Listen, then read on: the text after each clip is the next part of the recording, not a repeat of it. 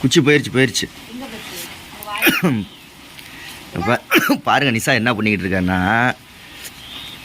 மழை சரியான மழை அடிச்சு ஊத்துது.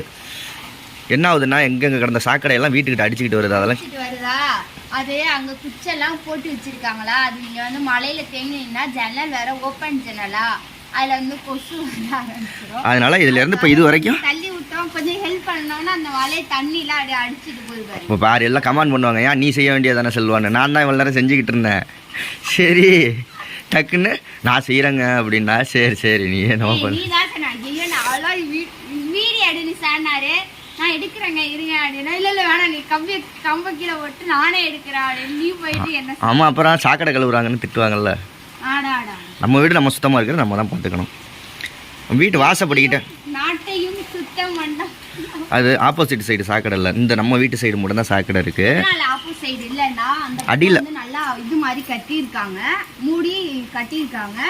இந்த பக்கம் வந்து கட்டலாம் இருக்கையில வந்து ஏதோ இதாச்சு போல அதை அப்படியே விட்டுட்டாங்க. அதனால கட்டல. அது இப்ப மழை பெஞ்சாதான் போகும் தண்ணி. சரி போகாது.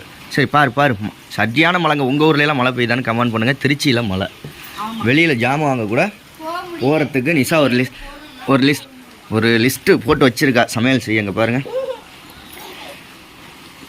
இவ்வளோ லிஸ்ட்டும் போய் ஜாமான் வாங்கணும். பட் ஆனால்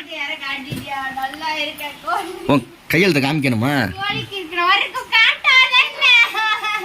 இதாங்க நிஷாவோட கையெழுத்து.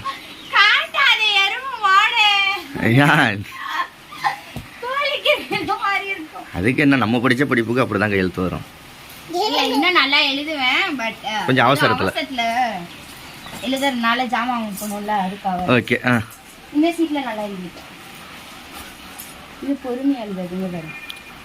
அள்ளித்தலை, சோம்பு, இஞ்சி எல்லாம் எழுதுனா சோம்பு கொடையை வெளியே